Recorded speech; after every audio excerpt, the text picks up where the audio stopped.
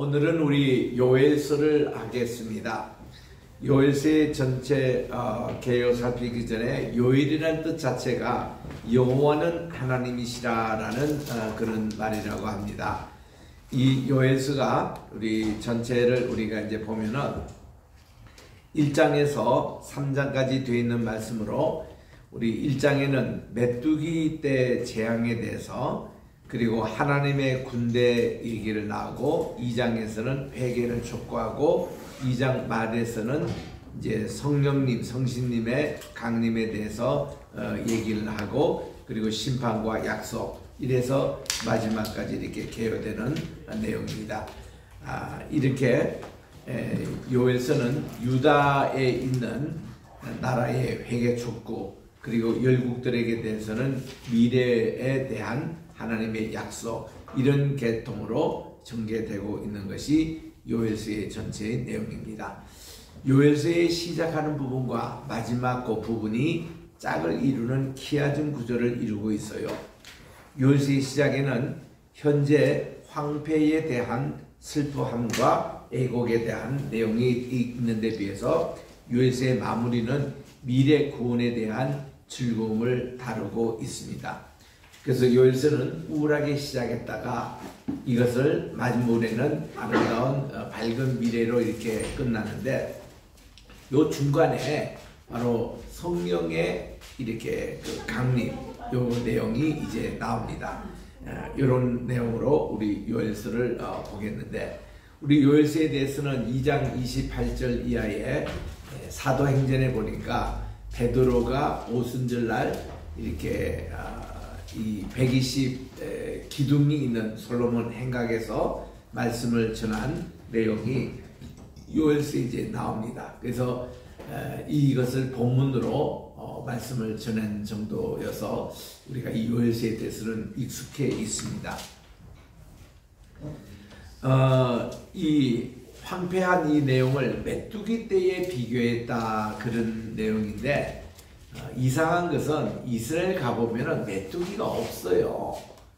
메뚜기는 주로 어디에 있습니까? 쌀농사하는 곳에 논농사하는 데가 있습니다. 근데 이스라엘에는 논농사하는 데가 없거든요. 이 메뚜기 떼가 이집트는 있어요.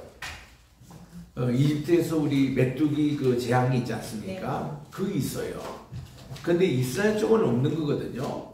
그러면 메뚜기 떼가 없는데 외부에서 날라오는 겁니다, 이게. 그렇지. 네. 그래서 이 메뚜기가 확 듭는데 최근 한 10년인가 15년 전에도요.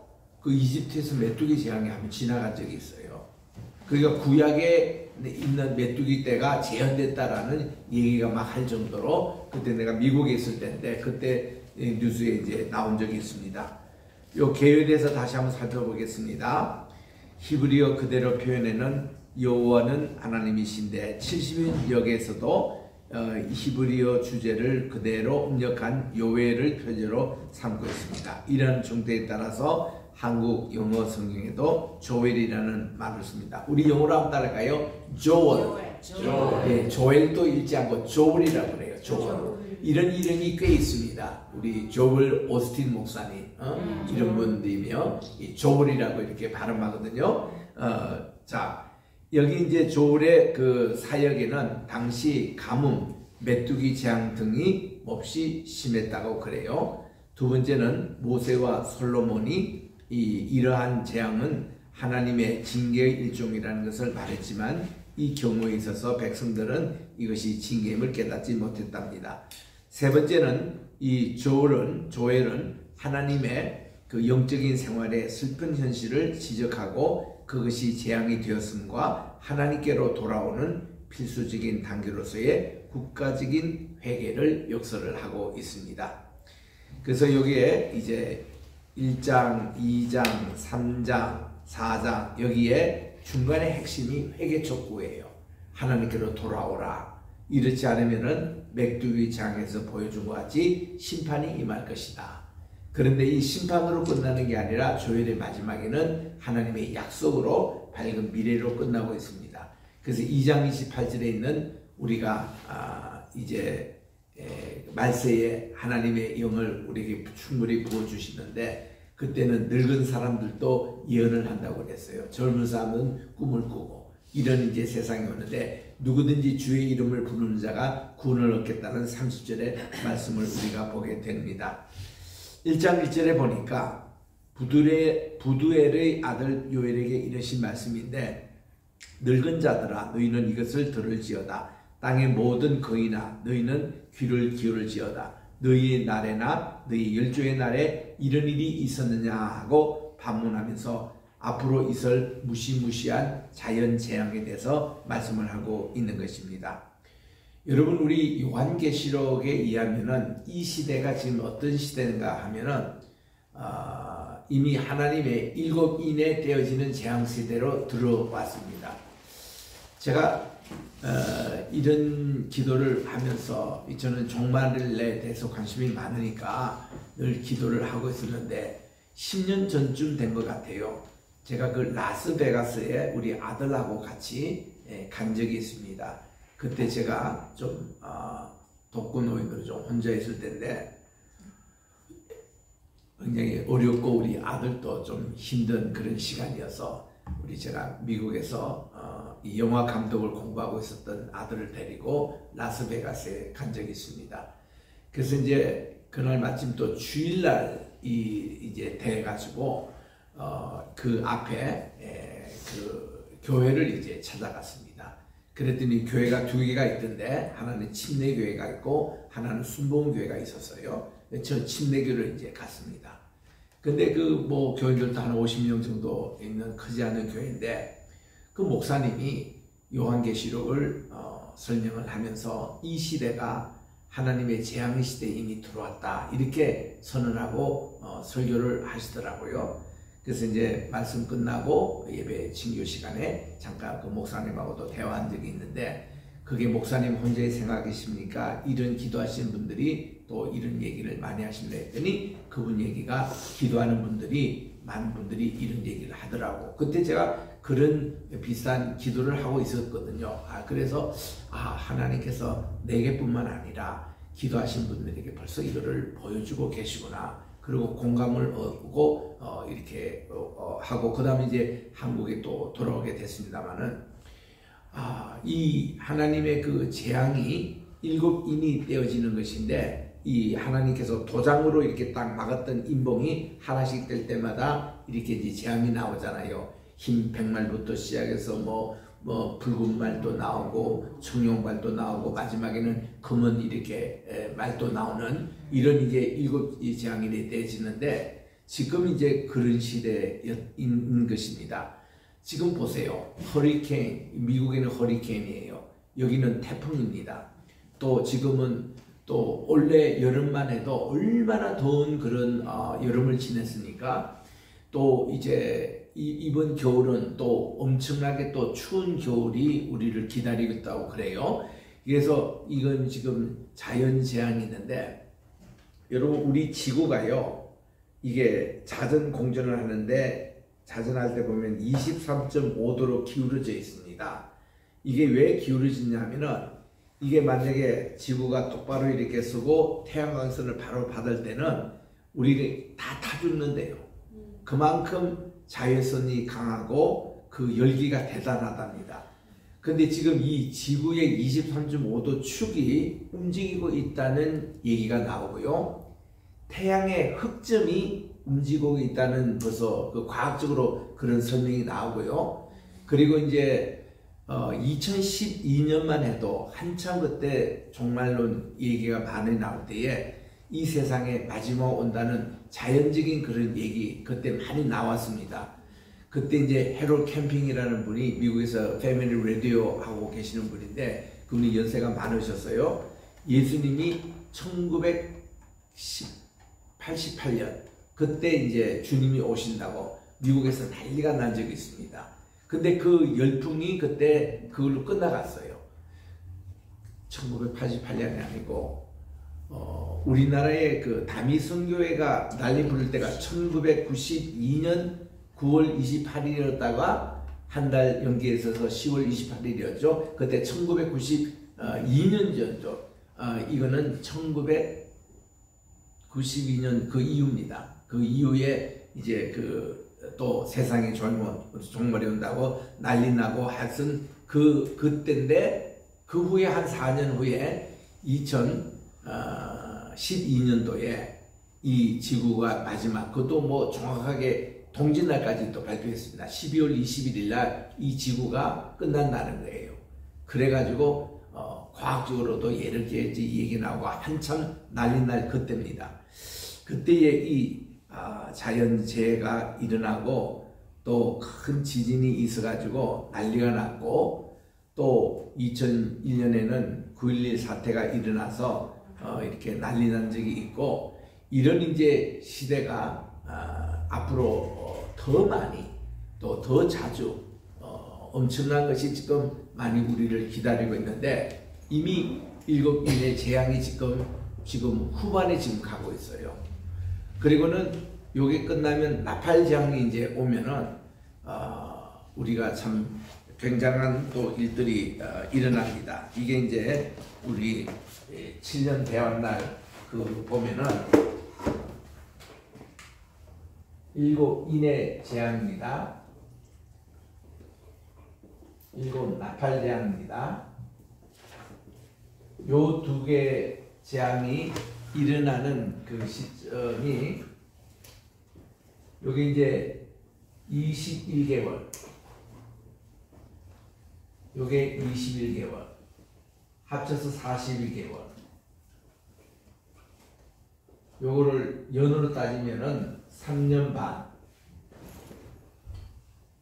그러니까 1년이 12개월이니까 이게 이제 3년 반 하면 42개월. 날수로 따지면 1260일. 요게 이제 한 달 보너스가 나와요. 그러면 1290일. 요게 이제 단일세에 나오는 숫자입니다. 요게 이제 한 달 차이가 나는 거 이유가 있습니다. 요게 이제 40이거든요. 요게 이제 전 3년 반이에요. 요게 이제 끝나면은 후 3년 반인 7 대접 재앙이 나오는데 이 대접을 볼이라 그래요. 우리 볼이라는 것은 샐러드 담는 통을 볼이라 그러잖아요. 그 미국에는 풋볼 경기장이 전부 다 볼처럼 생겼습니다. 피에스타 볼, 무슨 로즈 볼, 우리 그 파사디나에 나오는 이 전부 다 풋볼 경기장의 이 모양이 볼처럼 생겨서 전부 다 이제 미식 축구 어메리칸 풋볼 리그에 보면은 전부 다 볼 게임으로 이렇게 돼요. 그래서 이제 우수한 몇 팀들을 골라가지고 무슨 볼 이래가지고 한 16개 이렇게 게임이 이렇게 나오는 것이 이제 볼인데 이게 이제 7 대접 재앙이 마지막 재앙이에요. 요 때는 요 자체가 모두 42개월입니다. 그게 이제 요걸 전 3년 반이라고 후 3년 반이라고 그러는데 전 3년 반 때 적그리스도가 여기 때는 화평의 평화의 사자로 나옵니다. 광명의 빛으로 나와요. 그래서 이 적그리스도가 뭐 평화자, 화합하자 이런 걸로 이렇게 쫙 점잖게 나오는 게 이 기간입니다. 이때 많은 기독교인들이 속죠. 그래서 하나님의 인을 받아야 되는데 짐승의 인, 사탄의 인을 받아가지고 구원을 못 받는 사람들이 많이 생기는 거죠. 요도 됩니다. 그런데 요 기간이 끝나고 나면은 이 7년 이제 대접 때는 적그리스도가 아예 자기 정책을 드러냅니다. 드러내가지고 이거는 도저히 우리가 예배도 우리 코로나 때 이제 당했지만 예배도 마음대로 못 드리고 전도도 마음대로 못하고 선교도 마음대로 못하고 이때는 완전히 흑암의 세대로 들어가요.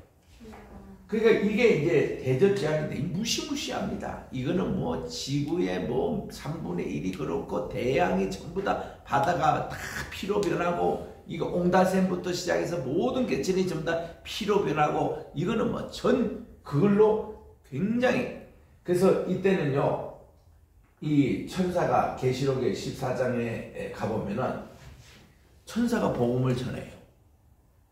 우리가 성경 신약의 전체 보면은 복음을 최초 복음을 전하는 것이 누가복음 2장 10절에 천사가 이 복음을 처음 전합니다.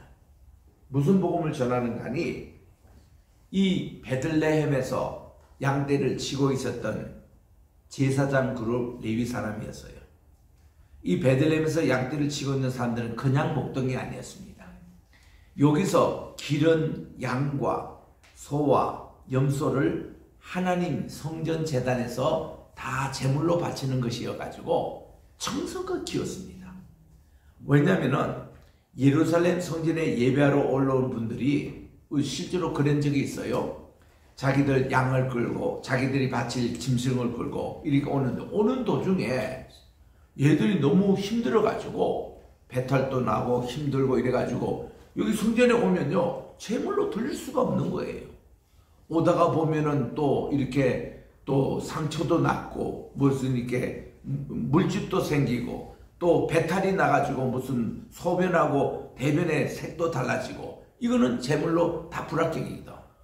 그 이렇게 워낙 자주 많으니까 그러니까 사람이 한 주간 걸어오는 거는 걸어오는데 이거 하나님의 제물을 끌고 오는 거 그거 얼마나 힘들어요. 그러니까 이 랍비들 이 제사장들이 이 법을 바꿨습니다. 너희들이 가져오는 거 가지고는 도대체가 이거는 학교품이 별로 없으니까 또 신뢰가 안 되니까 아예 우리가 키우겠다는 거예요. 제사장들 레위 사람들이 베들레헴에서 이거를 키운 겁니다. 키워가지고 이거를 성전에서 다 제사장들이 합격된 거예요. 그들이 와서 이거를 사기만 하면 되는 겁니다. 양 한 마리, 염소 한 마리, 소 한 마리 이렇게 자기들이 사서 속죄제 제물, 화목제 제물, 번제 이거를 자기들이 구입해서 하나님께 제사를 바치는 그런 용이었습니다. 예수님이 태어나신 베들레헴에 본래 빵집이라는 뜻인데 이런 하나님의 예배용으로 바치고 있는 목자들에게 주님이 나타난 거예요. 천사가 가브리엘에게 나타났습니다. 내가 너에게 가장 큰 기쁨의 좋은 소식을 전하노니 A good tidings of 그 great joy 하나님의 큰 기쁨의 좋은 소식을 전하니 복음의 내용이 이렇습니다. 너를 위하여 구주가 나셨다는 거예요. 하나님의 말씀을 입어 이 땅에 오셨다는 겁니다. 이거를 가브리엘 천사가 가르쳐 주는 거예요. 최초 복음을 이렇게 해서 받아들입니다. 이 복음의 복된 소식을 가지고 목자들이 가서 예수님을 영접하고 거기서 월십해요. 예배를 드립니다. 이 왜 예배를 드리냐면은 세례 요한이 이런 얘기했잖아요. 보라 세상 죄를 지고 가는 하나님의 어린 양을 보라 이렇게 됐습니다. Behold the Lamb of God which takes away all sins of the world. 모든 세상의 죄를 지고 가는 하나님의 어린 양으로 예수님을 소개하거든요. 이거는 뭔가니 요한복음 끝에 보면은 예수님 십자가에 달리셔서 어린 양으로 달리신 겁니다. 그리고 모든 죄를 속해 주셨습니다. 다 속해 주고 나서는 뭐냐면 다 이루었다. 우리 주님이 그 말씀을 선언하시거든요. 다 이루었다 할 때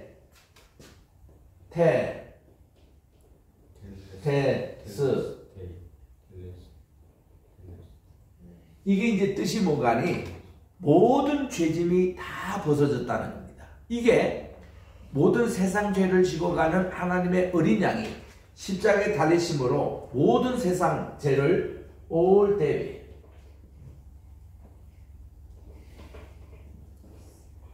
우리가 인간이 짓는 과거의 죄들 현재 지고 있는 지금 짓고 있는 죄들 그리고 앞으로 미래의 죄 지을까지 다 주님이 해결해 주셨어요. 아멘. 십자가에서. 아멘. 그러므로 베들레헴 너희들 밤새도록 이렇게 참 하나님의 제물로 지금 이렇게 이렇게 참 하던 이런 일들 이제는 안 해도 된다는 거예요. 주님이 이제 그 모든 것을 완성하시는 그분이 이 세상에 태어났다는 겁니다. 그러니 이 목자들 그 베들레헴에서 그 하나님의 예배용으로 그 치던 그 모든 그 목자들에게 큰 희소식이에요.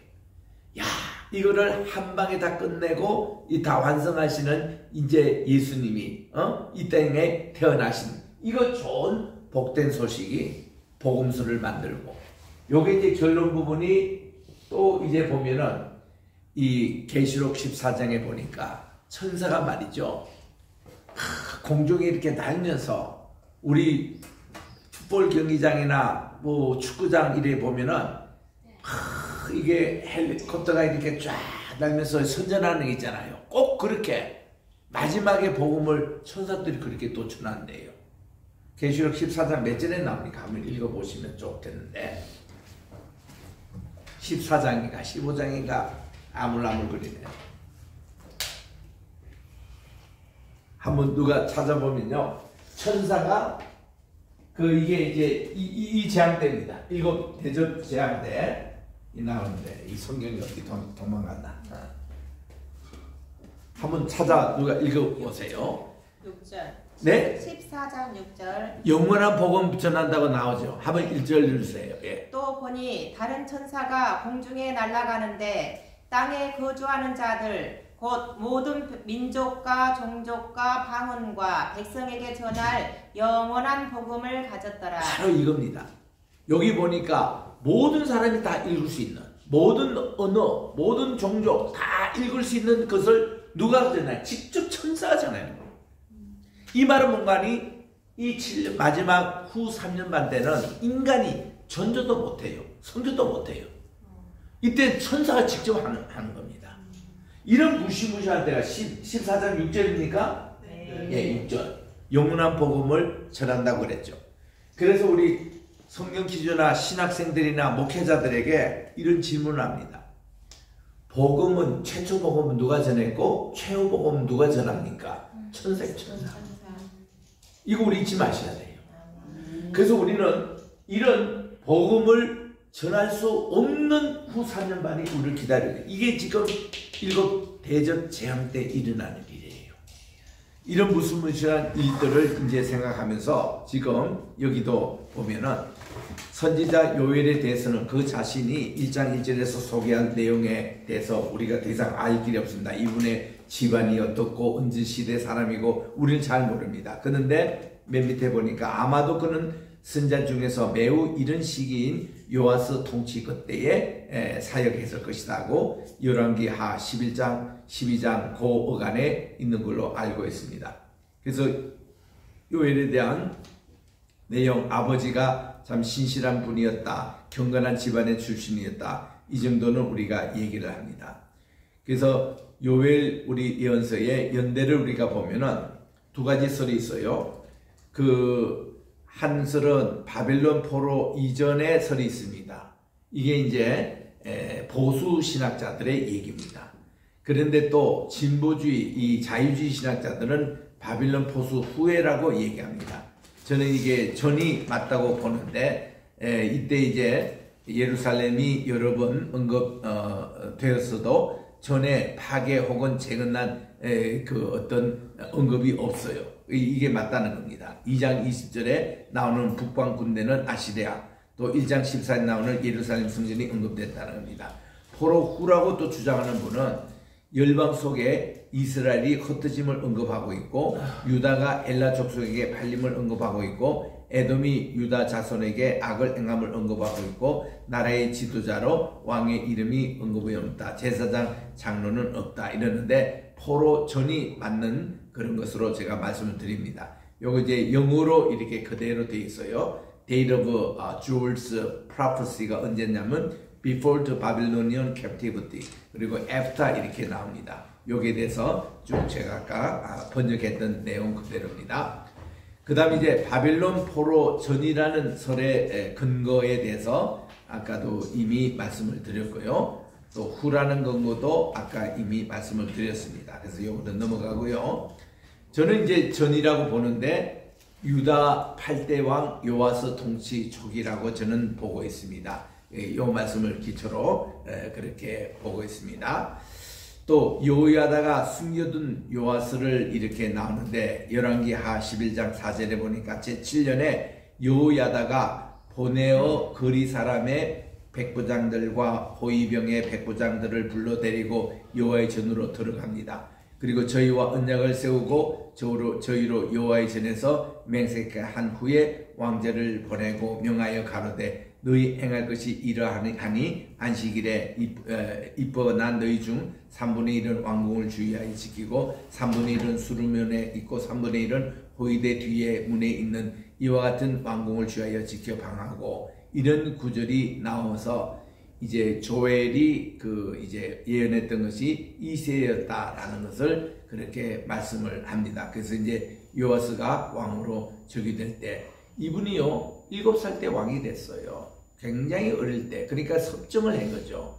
섭정을 하게 되고 이런 시대에 이제 조엘이 이제 바로 이제 이 시대를 얘기합니다. 우리 이스라엘 왕조 시대는 이랬고, 같은 시기에 유다 왕조 시대는 이랬는데, 이때 이제 요나, 아모스, 호세야, 이사야, 미가 있는 요 이제 시기에 그 다음 이제 요아스 통치 기간이 있거든요. 이때에 이 요엘이 활동했다라고 이제 그렇게 보는 것으로 이렇게 참고하시기 바랍니다. 자, 쭉 넘어갑니다. 또 다른 관찰절에 의하면은 요엘서에는 이스라엘의 북왕국 언급이 없습니다. 또 이스라엘 언급할 때는, 이스라엘이 언급될 때는 하나님의 연합된 언약 백성이라고 나옵니다. 요엘서 1장에 나오는 내가 내 백성을 보내기로 거절하면 내일 내가 메뚜기로 내 곁내에 들어가려 하는 메뚜기 재앙을 우리가 생각하면서, 이게 메뚜기 재앙의 모습이에요. 말이 그렇지요. 이게 전체가 메뚜기로 시커멓게 덮입니다. 이게 밥상에도 올라가고 침상에도 올라가고 일태에도 올라가고, 여러분 이 메뚜기 재앙이 이게 덮이는 게 얼마나 괴로운 일입니까? 이게 10가지 재앙이도 나오는데, 이게 지금 나오는 이것이 람세스 2세 동상인데요. 이런 메뚜기 재앙이 출애굽기 10장 5절에 쫙 덮일 때에 메뚜기 재앙을 담당하는 신이 아무 힘을 못 썼다는 겁니다. 그러니까 이 곡물의 신 아무것도 아니라는 것을 하나님이 보여주신 이 재앙인데, 이런 유의 재앙이 여기에 이제 닥칠 거라는 겁니다. 이게 이제 요엘서에 나오는 메뚜기 재앙이거든요. 요엘서 1장에 나옵니다. 팥종옥에 낚인 것을 메뚜기가 먹고, 메뚜기가 낚인 것을 늑이 먹고, 늑이 낚인 것을 황충이 먹었다. 이 4가지 종류가 다 메뚜기입니다. 메뚜기의 알벌레부터 시작해서 은으로 자랐던 이거를 이렇게 이제 여러 종류의 다른 이름을 하는데, 이게 다 메뚜기 종류거든요. 여러분도 시골에서 자란 분은 메뚜기 잡아가 구워 먹은 그런 추억이 다 있을 줄 압니다만은, 이거 맛있거든요. 이거 메뚜기가 맛있어요. 그리고는 보세요. 1장 5절에 물어 취하는 자들아 너희는 깨어 있을지니라. 포도주를 마시는 자들아 너희는 곶갈지어다. 이는 단 포도주가 너희 입에서 끊어졌습니다. 즉 이족이 내 땅에 올라왔습니다. 그들은 강하고 무수하며 그 이는 이 사자의 이 같고 어금니는 암사자의 어금니 같고, 그들이 내 포도나무를 멸하며 내 무화과 나무를 긁어 말가게 벗겨버리니 그 모든 가지가 하얗게 되었도다. 얼마나 메뚜기 떼가 다 깔아 먹었으면은 포도나무가 그냥 하얗게 되는 이런 재앙이 임한다는 것이요. 이거 너무 무시무시한 재앙입니다. 그래서 너희는 애곡하기를 처녀가 어렸을 때에 약혼한 남편을 위하여 굵은 배로 종이고 애곡함과 같이 할지니라.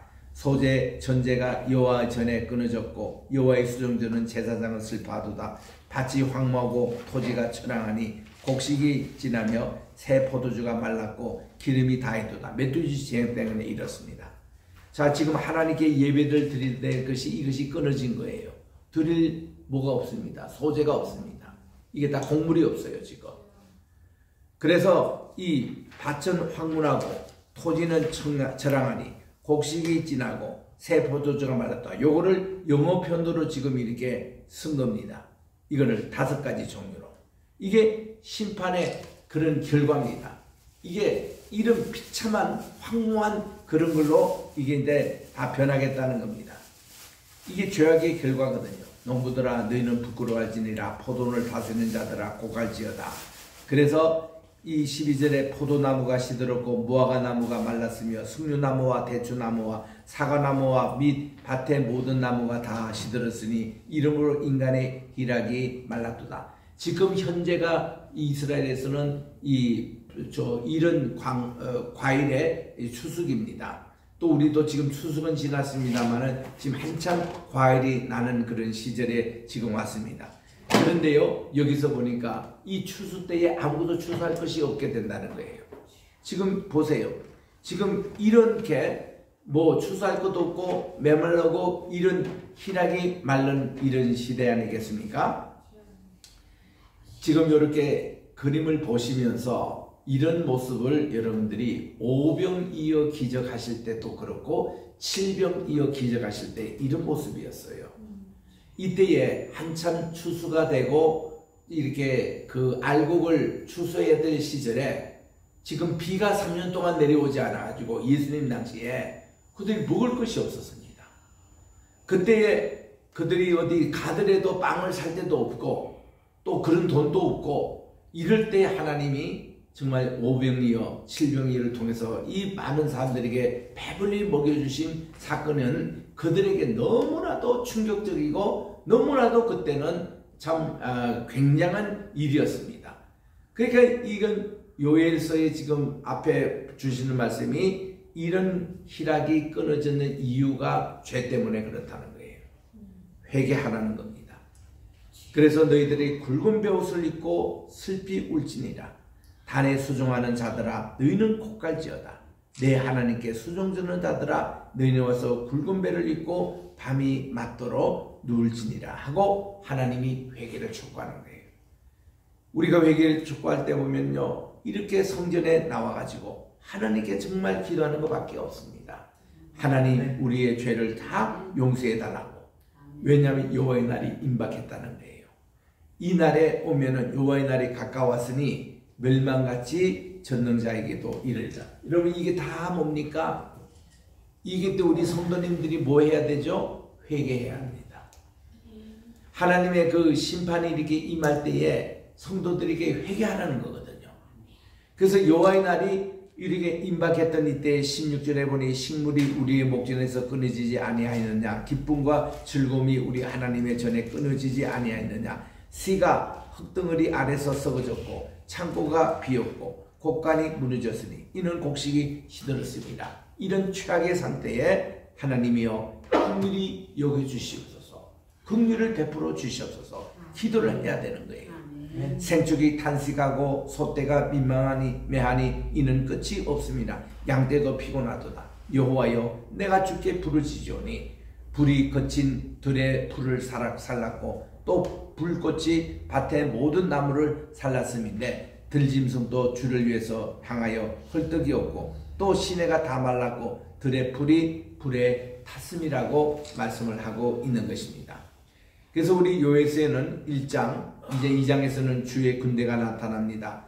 이때일수록 우리는 하나님께 회개하셔야 돼요. 그러면은 하나님이 영리 우리에게 부어주셔서 우리에게 새로운 희망을 주신다는 겁니다. 이것이 이제 요엘서가 주시는 3장밖에 안 된 짧은 것이지만 우리에게 정말 희망을 주는 내용이에요. 자, 이거는 계속 이제 어둡고 캄캄한 남이 이릅니다. 황무한 들의 모습이 나옵니다. 전쟁이 또 이렇게 나와서 맑았고 그 달리는 것이 기병 같습니다. 또 뛰는 소리가 병거 소리와 같고 불꽃이 석초계를 사르는 소리와 같이 엄청난 무시무시한, 지금 전쟁이 터졌습니다마는 내가 전쟁이 터지기 전에 이번 가을에 하나님이 이렇게 로시 하사나 이제 그때에 꼭 이스라엘 가보라고 하나님의 명령에 의해서 제가 이번에 가게 됐거든요. 하나님이 뭔가 보여주시려고. 그래서 이번에 전쟁이 딱 터지니까 하나님께서 왜 나를 석주 전에 보내주신 그런 모습을 내가 봤어요. 내가 거기 시리아에도 불법 이렇게 월경까지도 하고 왔고, 또한 이제 레바논 거기에 지금 전쟁이 한참 터지고 있는 거기서도 하나님이 미리 보여주셨고, 그리고는 지금 와서 전쟁 상황 속에서 내가 석주전에 갔던 그를 볼 때 완전히 딴판으로 엉망으로 지금 전시 상황으로 완전히 된 거예요. 그리고 가사 지구에 그렇게 그런 모습들 하나님이 미리 보여주시려고 저를 이번에 보내주시더라고. 그래서 제가 이번에 통곡의 벽에서도 그런 기도를 하고 왔습니다만, 야, 영적으로 얼마나 갑갑하고 그 모든 게 그 당시도 굉장히 내가 이게 기도하는 가운데서 답이 없더라고요. 그런 상태에서 딱 이번에 전쟁이 이제 터진 걸 보고 이거는 시발점에 불과합니다. 신호탄에 불과한 거예요. 더 큰 게 지금 오고 있거든요. 세계적으로 오고 있습니다. 우리 한반도도 무슨 일이 지금 터질지 모르는 그런 사인을 하나님 자꾸 제게 주시거든요. 기도하시는 분도 다 느끼는 거예요. 저뿐만 아니라 9.11 사태 일어날 때만 해도 내가 이 비슷한 이런 어떤 경험이 있습니다. 하나님 자꾸 영적으로 주세요. 기도를 하라고. 그랬는데 내가 그 같은 동시에 그 청주에 기도 열심히 하는 기도원이 있더라고요. 그 원장님도 그런 말씀을 누이가 와서 얘기하시더라고. 또 여기 그 조성 무슨 목사님이라고 갈매산 여기 기도원의 원장님 누구시죠? 그 조성근 목사님이죠. 그분도 그때 우리 저희 집까지 오셨어요. 두 분이나. 그래가지고 기도하는데 뭔가 하나님이 주신다. 그리고는 제주도에서도 또 내가 이름을 모르겠는데 아주 유명한 기도하시는 예언하시는 분이 계시대요. 그 원장님도 얘기가 다 공동적인 뭔가 한두 달 만에 큰일이 터진다. 딱 보니까 9.11 사태가 터진 거예요. 그리고 터지고 전에도 우리는 기도한 사람끼리 서로 연락은 안 하고 했지만 비슷한 얘기를 다 했던 거예요. 그리고 지금 또 이제 이스라엘 전쟁인데 우리 우크라이나 전쟁이 딱 터졌을 때 그때 많은 기도한 사람끼리 하는 얘기가 있었습니다. 이거는 하나의 신호탄에 불과하다. 그랬더니 딱 지금 이스라엘 또 터지잖아요. 그 저것도 신호탄에 지금 불과합니다. 현재.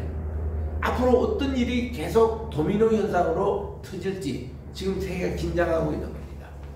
이럴 때 요엘서 같은 이런 이제 우리가 참 책을 볼 때에 많은 기도 제목 그리고 기도의 그런 이제 그 내용이 여기 나오는 것이죠.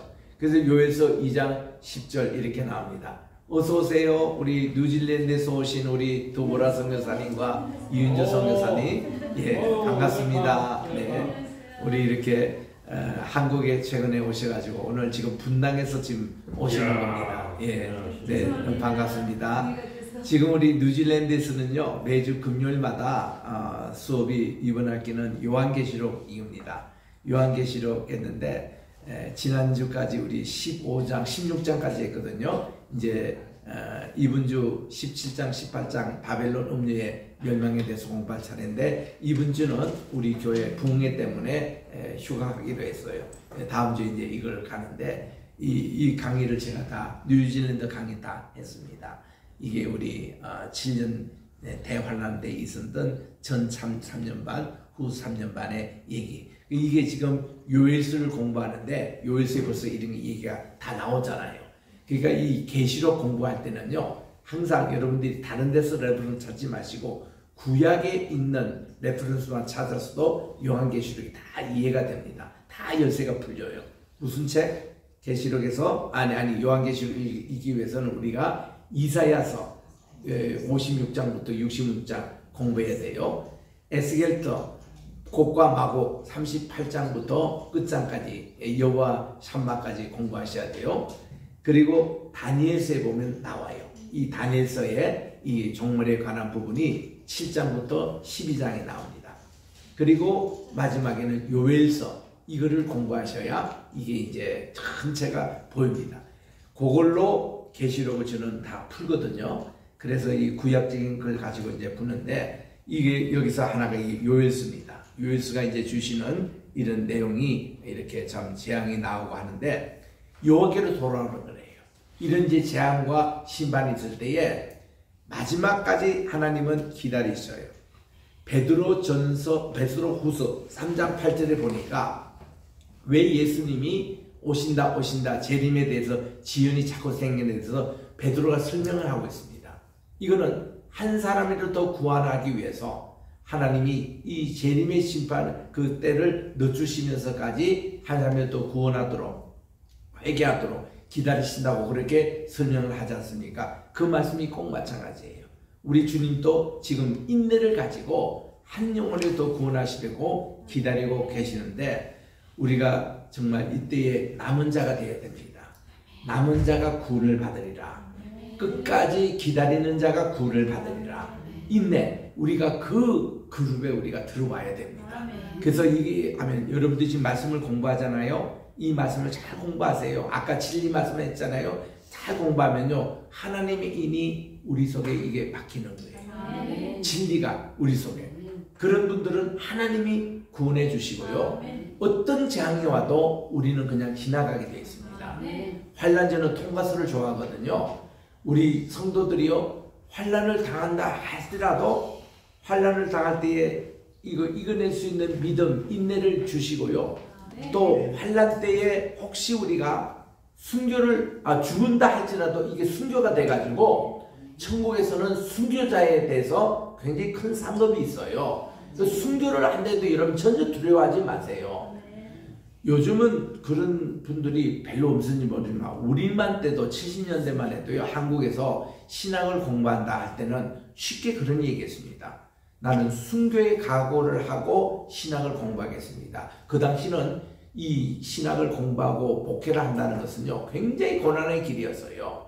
또 선교사를 나간다 하더라도 나는 뼈를 그 땅에 묻고 오겠습니다 하고 순교의 각오로 선교사 나간 분들이 많았습니다. 근데 요즘은 그런 목숨까지 뭐 내걸고 한다는 이런 것이 신학에서 참 부족한 때 우리가 지금 살고 있는데, 여러분 저는 그렇습니다. 그때도 우리가요, 악을 꼴짝 빈들에도 복음 들고 가버리다. 종기 영광 모든 권세 주님 홀로 받으시고 멸시천대 십자가는 제가 지니고 가고, 이렇게 불렀는데 요즘 애들은 뭔가니 멸시천대 십자가는 주님이 지시고 영광과 존귀는 제가 받겠습니다. 여기다가 유유히 한다는 거야. 그러니까 이게 정말 얼마나 타락됐는지 요즘 교회도 그렇고 신학교도 그렇고 우리 로이 교회라든지 우리 이거 게셀만의 신학교는 절대로 그렇게 되지 마시기 바랍니다. 우리는 십자가를 질 수 있나 주가 물어보실 때 죽기까지 따르오리. 저들 대답하였다. 우리가 대답하였다. 그래서 우리는 그 심정을 가지고 우리가 나가야 되는 거예요. 그러면 천국에서 상업이 커요. 그래서 우리는 이런 말씀, 여호와께로 돌아오라. 그리고 마음을 짓고 회개하라, 그렇게 말씀합니다. 주께서 혹시 마음과 뜻을 돌이키사 그 뒤에 복을 끼치사 너희 하나님께 소제와 전제를 드리게 하지 아니하실지 누가 알겠느냐. 우리 니느웨 어때요? 하나님이 심판 계획 다 하셨는데 저들이 마음을 짓고 회개하고 짐승까지도 다 물도 마시지 않고 했더니 하나님께서 그 온승을 하나님이 후원해 주시잖아요. 이런 역사를 우리들이 기억하면서 하나님께 우리가 살 길은 회개하는 것이고 우리 자신도 회개하지만은 회개 운동을 일으키는.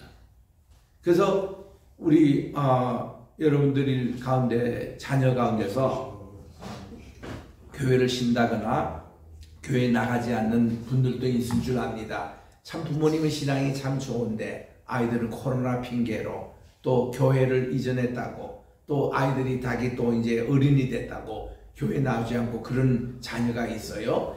이런 자녀들에 대해서 말이죠. 여러분들이 그 자녀의 이름을 가지고 회개기도 계속 하십시오. 부모님들이. 그게 욥의 기도예요. 욥이 말이죠. 자기 아이들의 생일 때마다 자기들 10명이 모여서 생일 축하를 다 해요. 그런데도 이 욥이 그 다음날 아침에 새벽 기도 시간에 10아이들 하나하나 이름을 걸면서 이 아이들이 혹시 어저께 파티하면서 죄를 짓지 않았는지 그걸 위해서 늘 그렇게 기도를 했다고요. 그렇게 했더니 딱 고난이 이제 임했잖아요. 그때 하나님께서요, 이 사탄이 물론 그랬지만은 10명의 자녀들을 기와장에 있는 것이 다 무너지고 한꺼번에 다 죽었습니다. 죽었을 때 이들의 영과 혼을 하나님이 어디로? 천국으로 데려가신 거예요. 그러니까 천국에 이 아이들이 하나님 왜냐면은 욥이 자녀가 10명이 다 살아있고 그런 고난을 계속 당했다면 이 아이들이요 다 실망하고 그들에서 이 하나님을 떠나고 저주하고 심지어 이런 자녀들이 많이 생길 거라고. 그거를 꼴을 보게 않기 위해서 하나님 미리 천국에 데려가신 거거든. 그리고 가인과 아벨에 있어서 이 가인이 자기 동생을 위인해서 창세기 4장 8절에 들러 가자고 했습니다. 가서 그가 그를 쳐서 죽여버렸습니다. 의인이 죽은 거예요. 하나님이 예배를 기쁘게 받아줬던 그 아벨을 얼마나 하나님이 사랑하시는데, 우리도 내가 그때 그런 질문을 느낀 거예요. 아니, 하나님께서 아벨의 제사도 받아주셨다, 그리고 기쁘게 받아주셨다, 아벨을 이쁘게 보셨다. 그런데 왜 살해를 당할 때에 하나님은 뭘 하셨느냐? 왜 하나님이 가인에게 뭐 손을 마비를 시킨다든가, 가인이 이렇게 그 들로 끌고 갈 때 주님께서 그거를 야단을 치시는가? 왜 안 하고 상황이 끝날 때 이 아벨은 죽었는데 하나님이 이런 말씀하셨습니다. 아벨의 피소리가 내 귀에 들린다. 너는 동생으로 있어 왜 했냐 이거야.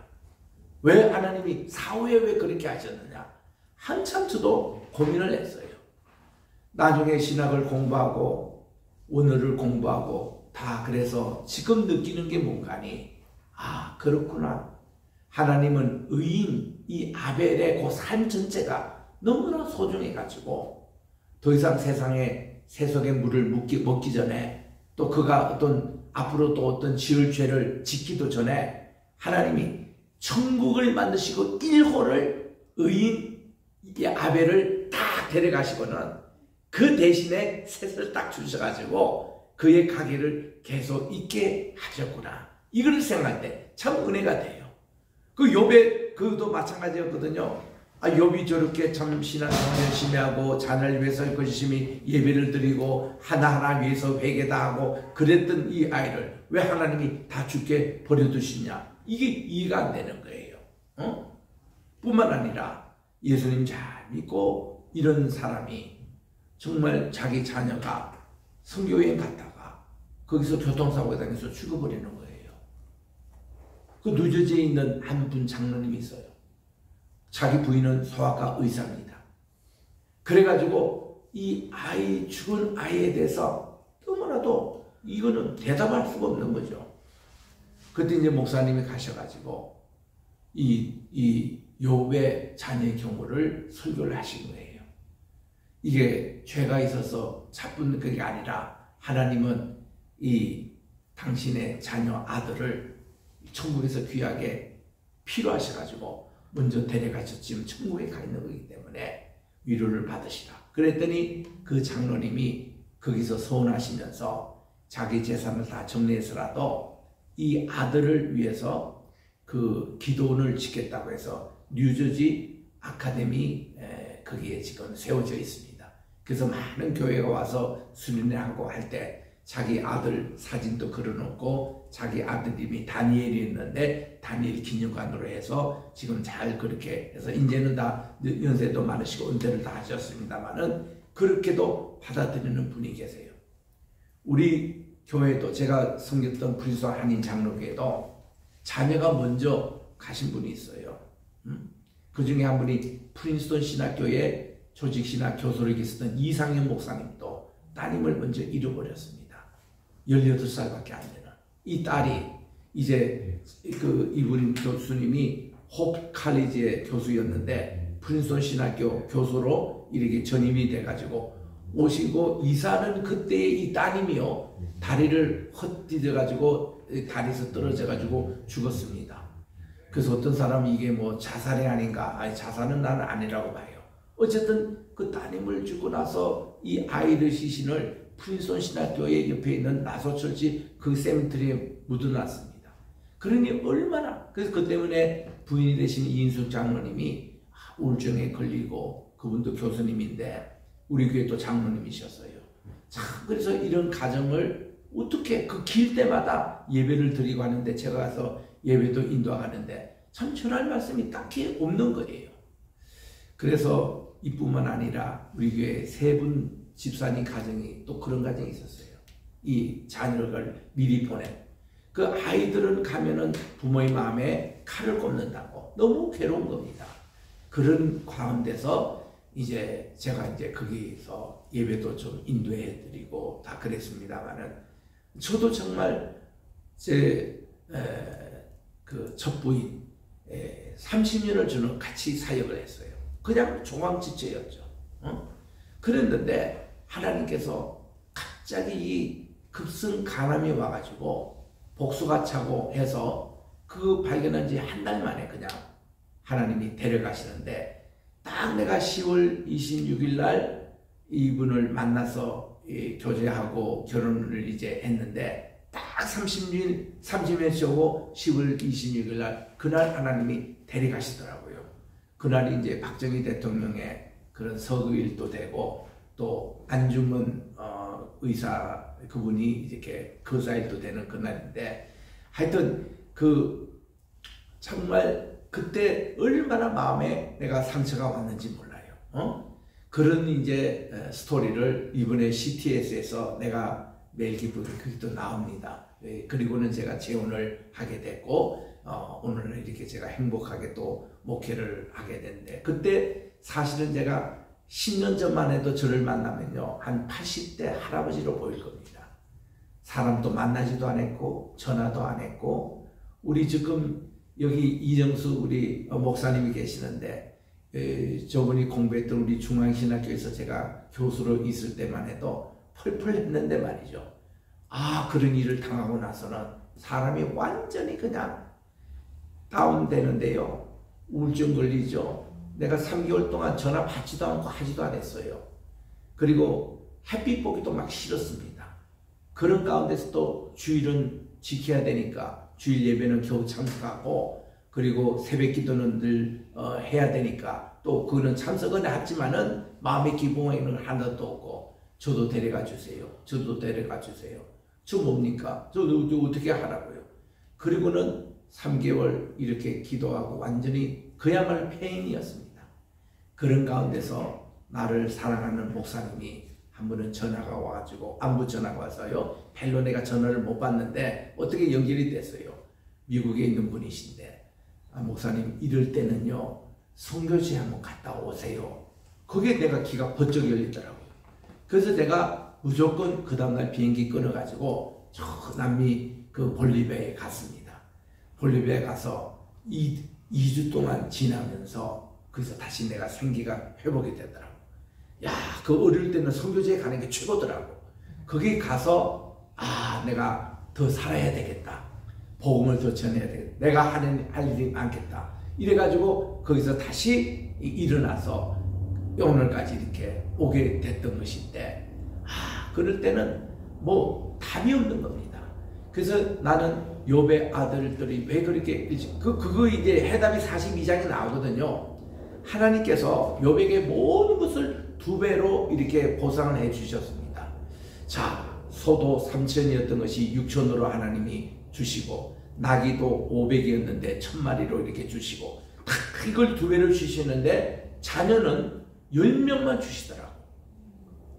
같은 부인입니다. 이 부인이 도망간 것도 아니에요. 그래서 거기에 그 주력기에 가보니까 이 욥의 샘물이 있더라고요. 거기에 설명문에 뭐라고 붙이냐면은, 욥의 아내가 당신이 하나님을 저주고 죽여 이렇게 했을 때 욥이 말이죠, 당신이 어떻게 어리석은 여인처럼 그러냐고, 하나님은 주시기도 하고 또 뺏어가시기도 하는데 그런 얘기 함부로 하지 말라고. 그 얘기고 나선 욥의 아내가 끽소리 안 하고 7년 동안 계속 남편의 매일 샤워를 시켜주며, 하루 이틀도 아니고 7년이에요. 매일 그 고난에 동참하면서 있다가 하나님이 회복해 주실 때 이 한 여인으로부터 또 10명의 자녀를 주시는 거예요. 7 아들과 3명 여인을, 딸을 주시는데, 이 딸이 전부 다 미인. 그러니까 이게 우주로 말하면 미스 이제 이 진선미한테 그거 하나지. 그 이름까지 나타내요. 그스야라는 이름도 나오고 여디다 이름도 나오고 이 할렘블루 이 세 딸의 이름까지도 다 검명하면서, 욥의 아내 이름 몰라요 우리가. 딸 이름만 나오거든요. 여러분 내 성경에도 보면은 노아 이름 아내 성경 안 밝힙니다. 모릅니다. 또 여기 지금 욥의 아내, 그렇게 훌륭한 아내 이름 몰라요. 그런데 우리는 욥의 아내 하면 다 통하잖아요. 그죠? 그만큼 옛날에는 여성들이 이름이 별로 없었습니다. 그 예수님 성경 시대 때도 보면은 예수님 당시에 마리아의 이름이 많이 있었는데, 그 분들이요 원래 이름이 없었던 사람들이래요. 근데 이게 로마 황제가 호적을 하라니까 여자들이 갑자기 이제 이름이 이제 있어야 뭐 호적을 합니다. 그때 막 그냥 쉽게 붙이는 게 마리아 이름이 그렇게 많았답니다. 그래서 마리아라는 이름이 많았고, 우리나라도요 창씨 개명할 때에 보면은 호적에 올리려고 했는데 여성들이 다 그 당시 이름이 별로 없었거든요. 아무떼기 이렇게 다 불렀는데, 이분들이 이렇게 없으니까 일본 사람들이 창씨 개명을 위해서 붙여준 게 순자, 무슨 자, 이거 전부 다 일본 사람들이 우리에게 붙여준 것 아닙니까?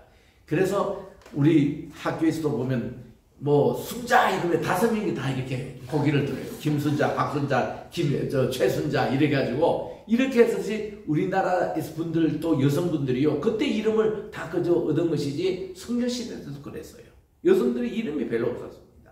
그래서 이름이 있었던 뭐 사라라든가 뭐 리브가라든가 그런 아주 특수한 경우에 이름이 있었고 그에는 그에 없을 그런 시절인데, 그래서 아니 하나님께서 다른 건 다 2배로 주시는데 왜 자녀만 10명을 주셨을까?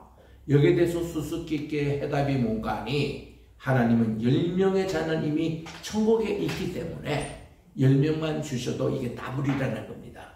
다른 짐승은 죽으면 그걸 끝나요. 혼은 땅에 떨어지고 위에 가지가 않습니다. 그건데 하나님 이 자녀 경우는 이게 다 우리 천국 가냐 지옥 가는데, 이 욥의 자녀 경우는 천국에 이미 가 있어요. 10명. 그래서 하나님이 이미 이렇게 데려가신 것 같이 우리가 휴거가 일어나고, 예를 들면 이게 이제 휴거가 될 때 우리가 랩트오블 되는 거 우리가 다 두려워하지 않습니까? 그거는요 우리가요 이 세상에서 남아 있어도 순교를 해도 우리는 천국에 계속해서 갈 거니까 남아 있어도 걱정할 거 하나도 없어요. 휴거 안 된다고 이렇게 걱정할 거 없습니다. 왜냐면요 휴거 안 될까봐 얼마나 사람들이 잠까지 설치가면서 고민했던 것이 우리가 그때 그 책이 막 번역돼서 한국에 나올 때입니다. 그때 다민성교회 그거 이제 막 열풍 나올 때에 그때 그거 다 쓸데없는 그거라고 내가 그때 한참 설교 다녔거든요. 여러분 휴거 안 돼도 괜찮다고. 또 여기서 남아가지고 순교 당해도 천국에서는 다 우리가 되니까 휴거 안 돼도, 여러분 지금도 마찬가지예요. 휴거 안 된다고 걱정하지 마세요. 절대로. 우리가 순교도 하나님께서 맡겨주시고 남겨주신다면 하나님께서 순교하라고 우리에게 맡겨주신 거기 때문에, 그래서 우리는 정말 이럴 때일수록 회개하는 거 마음을 짓고 회개하는. 그래서 내가 이 얘기 하려고 하는 거예요. 지금 자녀들이 교회를 쉬고 이런 애들이 있죠. 이 아이들이 다 주님께로 돌아올 거고, 안 돌아온다 할지라도 이들의 죄까지도 여러분들이 하나님께 회개하세요. 욥의 가정처럼 저 자녀들 하나님 다 구원시켜 주십니다. 걱정하지 마시고 그렇게 하시라는 거예요. 자, 금식일 그 다음 나옵니다. 성례 이거를 모아서 거룩하게 하라. 이게 다 회개를 위한 겁니다. 하나님과 관계 개선하라는 거예요. 그러면 이방인들이 그들이 하나님이 어디 있뇨 말하게 하겠나이다. 이럴 때에 금식 선포예요. 이 금식 기도가 이렇게 중요합니다. 금식 선포 이렇게 해서 그들에게 이제 흡족한 은혜를 하나님께서 내려주시는데, 이렇게 회개하고 하나님께로 돌아오고 금식하고 이럴 때 하나님이 흡족한 은혜를 주시는데, 하나님의 이 은혜를 꼭 언제 주냐? 예배 시간에 주시는 거예요. 여러분들이 하나님 만난 시간도 예배 시간입니다. 예배가 그렇게 중요해요. 어제도 우리 주님께 예배를 드렸습니다마는 예배에서 합토의 역사가 일어나고 하나님과 만남의 역사가 일어나고, 금방도 우리 혈루병 여인의 치유의 사건이 일어나지만요 우리들도 영적인 혈루병 환자예요. 이게 끝쳐져야 되는데 계속 이게 문제가 생기는 겁니다.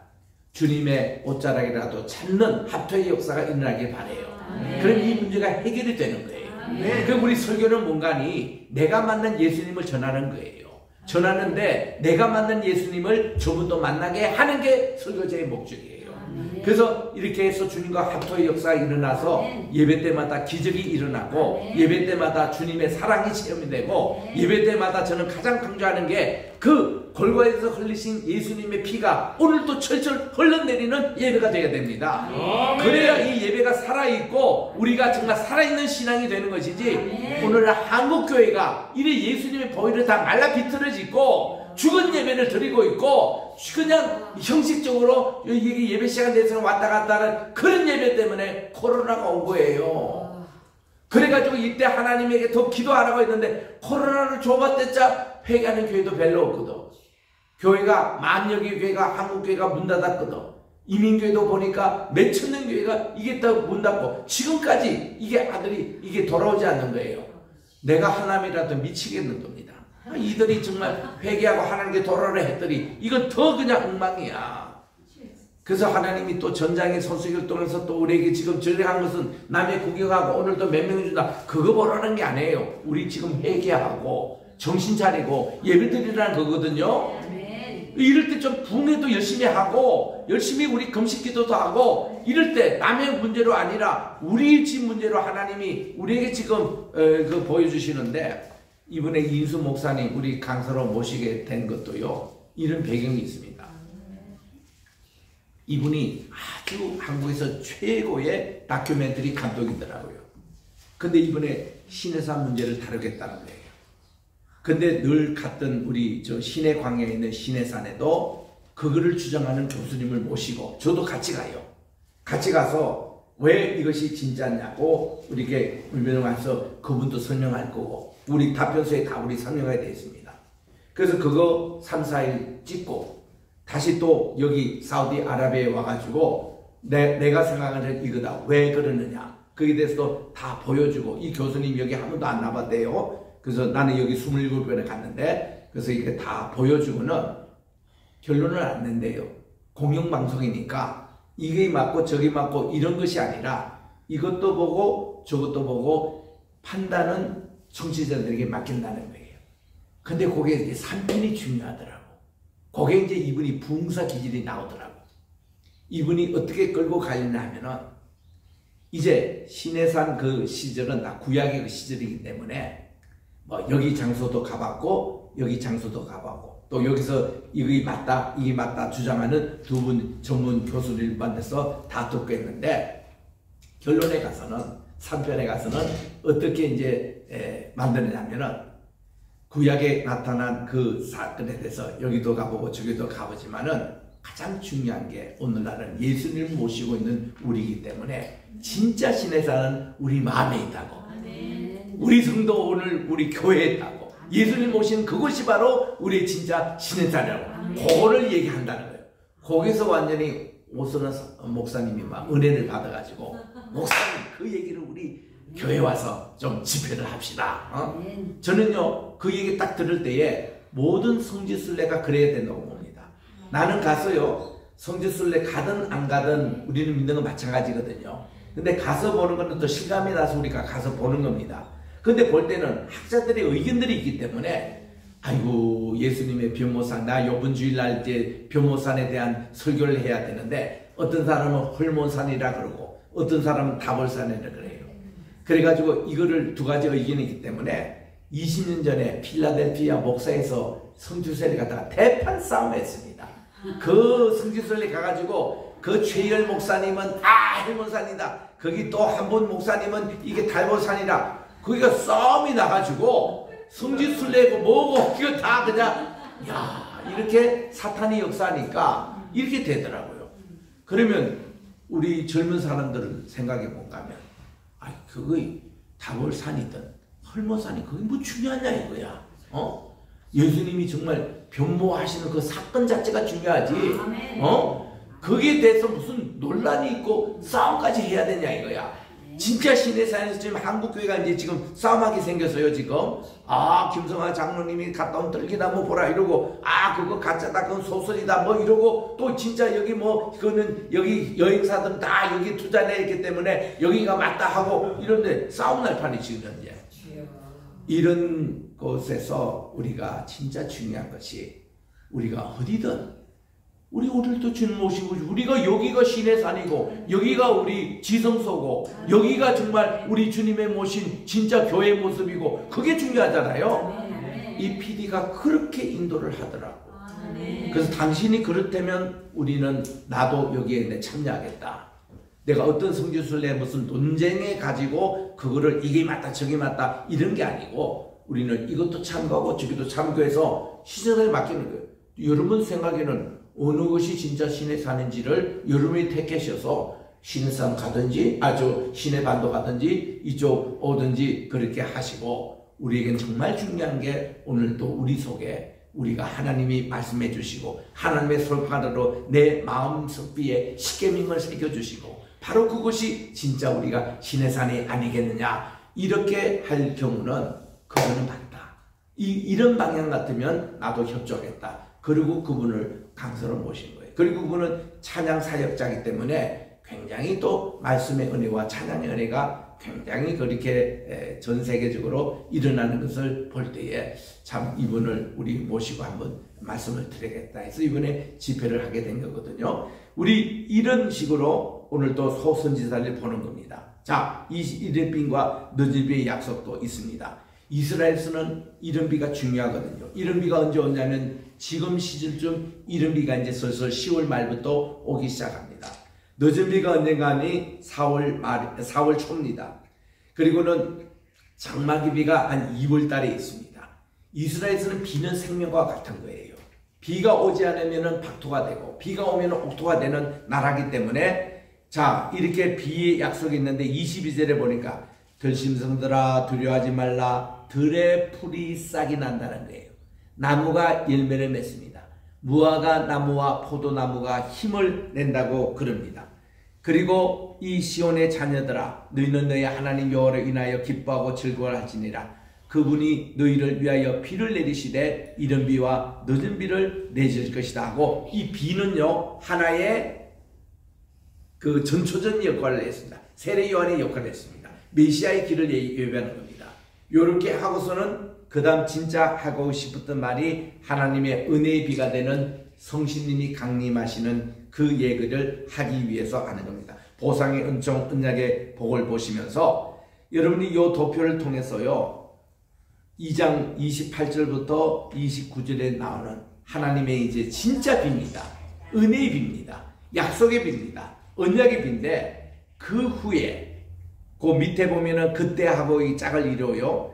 내가 내 신을 만민에게 부어주리니, 28절 요 말씀과 29절 내가 내 신을 만민에게 부어주리니 나옵니다. 너희 자녀들은 장래를 말할 것이고, 28절 그 29절에 보면 남종과 여종에 보이시겠다. 그리고 너희 늙은이는 꿈을 꿀 것이고 너희 젊은이는 이상을 볼 것이다. 야, 여기서 얼마나, 저는요 맨날 우리 젊었을 때부터 활동을 했기 때문에 맨날 나는 듣는 종이 젊은 종, 아니 종하면 그냥 하실 텐데 왜 젊은 종 늙은 종 하는지 모르겠어요. 꼭 기도하시는 분들이 저 젊은 종에게 또 연세 많은 분은 늙은 종에게 왜 그렇게 하는지 모르겠어. 그런데 내가 맨날 젊은 사람으로 얘기 듣거든요. 어디 가면은 항상 어른들 모시고 내가 후배로서 총무 일을 오랫동안 하고 늘 그렇게 해왔습니다. 그런데 어느 순간에 나도 늙은 사람이 됐어요. 이제는 나보고 젊은 종이라고 한 사람이 아무도 없어요. 어느 순간에 나도 이제 늙은 종이 돼버렸어요. 그런데 보니까 너희 늙은이는 꿈을 꿀 것이고, 이거 얼마나 이거 신나는 표현이지. 여기 우리 이 늙은 사람에게도 꿈이 있다는 겁니다. 그리고 젊은이에게는 이상을 볼 것이요, 이렇게 나오는 거예요. 요것을 딱 본문으로 삼아가지고 베드로가 오순절날 이 말씀을 가지고 본문을 가지고 설교를 하는데, 대단한 3,000명이 회개하는 일이 일어나고 엄청난 것이 여기서 나왔지 않습니까? 그래서 우리 이 요엘서가 참 작은 책이지만은 너무나도 괜찮은, 그래서 이제 이게 따라합시다. 누구든지 여호와의 이름을 부르는 자는 구원을 얻으리라. 우리 이거 가지고 복음서가 만든 거 있잖아요. 주의 이름을 부르는 자는 구원을 얻으리로다. 할렐루야. 주의 이름을 부르는 자는 구원을 얻으리로다. 할렐루야. 할렐루야. 할렐루야. 예수 이름을 부르세. 할렐루야. 할렐루야. 주의 이름을 부르세. 이거 참 오래간만에 부르는 봉성한데 그게 여기 30절에 나온 겁니다. 주님의 이름을 부르는 자는 본을 얻겠다. 얼마나 귀한 내용인 것입니까? 자, 그래서 우리 여호와의 크고 두려운 날이 이르기 전에 해가 어두워지고 달빛이 빛빛까지 변하려니와 누구든지 여호와의 이름을 부르는 자는 구원을 얻으리니 나 여호와의 말대로 시온산과 또 예루살렘에서 피할 자가 있을 것이며 남은 자 중에 여호와의 부름을 받을 자가 있을 것임이라. 그래서 이거를 총정리하면은 예언과 성취에 대해서 요에서는 말씀합니다.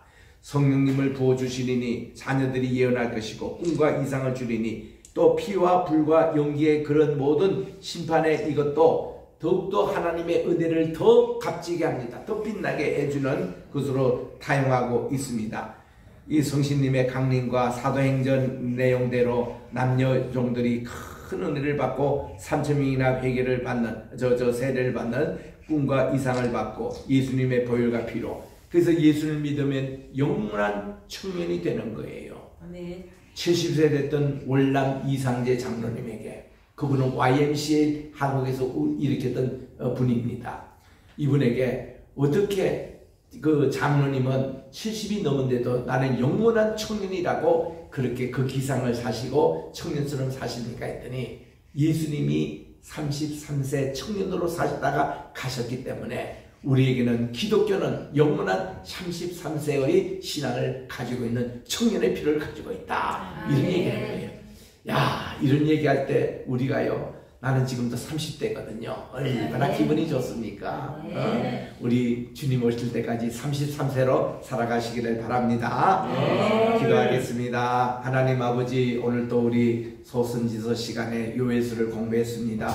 하나님, 한 책 한 책 공부할 때마다 우리 주님의 메시지를 듣게 도와주시고 오늘 또 이 메시지가 우리 속에 일어나서 오늘 또 회개의 역사, 하나님 주님께서 주신 이 약속을 다 받는 남은 자들이 되게 도와주시옵시고 세상이 어떻게 변하든 우리들은 주님의 약속을 믿고 천국의 주인공들이 다 되는 우리 모두 겟세마네 신학교 우리 모든 형제 자매들이 되게 도와주시옵기만을 예수님의 이름으로 기도합니다. 아멘. 할렐루야. 마치겠습니다. 교단 분들 보면 이제 주의 날 이런 것도 정리한 거 보시고, 제가 이거 PPT 다 여러분들에게 선물할 테니까 이거를 보시고 여러분들이 하시기 바랍니다. 자, 이거 우리 마치고 다음 시간에는 우리 아모스를 공부하도록 하겠습니다.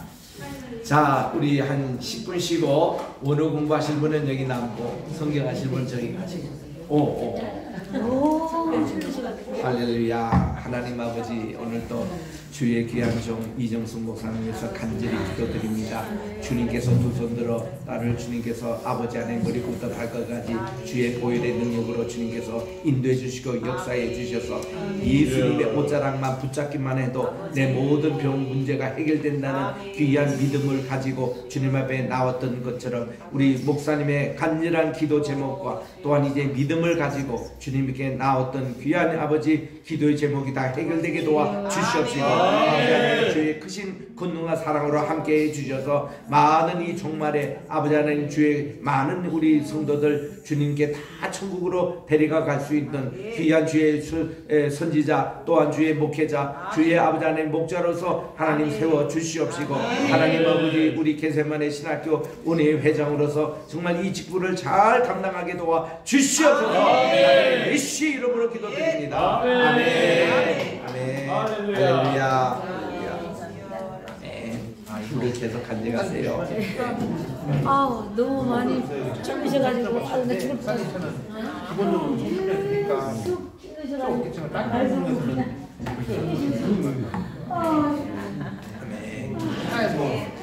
오늘 이걸 드시더니 목소리가 막 살아나시고. 아, 뭐야? 이게 뭐예요? 원기요? 원기가 쏘사? 네? 원기가 쏘사? 유재 목사님 보고 가셨어요. 아, 맞아, 저거. 이거 먹으면 목소리 좋아지고 힘이 난대.